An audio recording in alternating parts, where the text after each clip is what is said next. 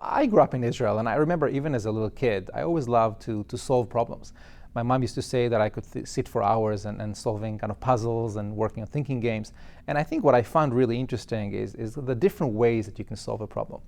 And funny enough, many years later, I still do that. So a lot of my work has been actually in looking at complex, kind of analyzing complex problems and solving them, and then trying to build models that explain or help firms make decisions.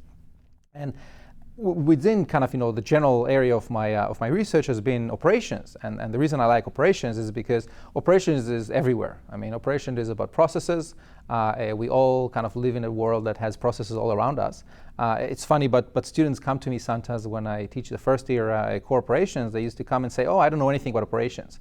And I used to say, well, you think you don't know anything about operations because you're thinking about manufacturing maybe, but you actually understand operations well because we live in a world full of processes.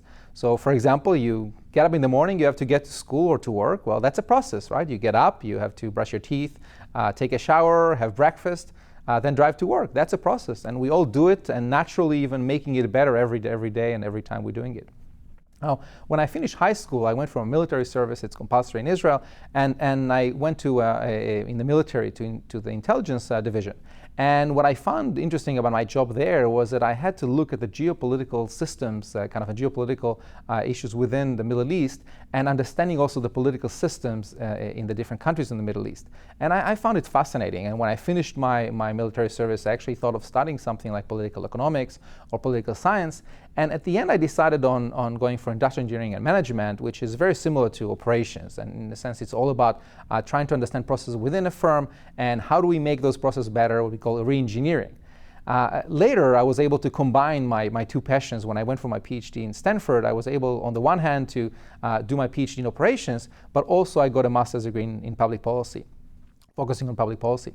And when I thought about what do I want to focus in my research in operations management, I decided on supply chain management. And the reason was that it taking kind of operation from just a process within a company beyond the point of the company. And then you have different companies in the supply chain, and each one has their own objective. And you think about, well, in addition to knowing the objective of each company, what is the overall objective of the supply chain, and can we incentivize those firms to take the overall perspective?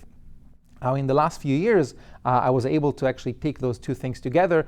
Thinking of my interest in public policy, I've been working in the intersection of supply chain management and sustainability, and looking at company making innovation or kind of environmental innovation decisions or other decisions about environmental issues like should we manufacture or not, how should we recycle our products, and at the same time, what are the economic and environmental implications of those decisions?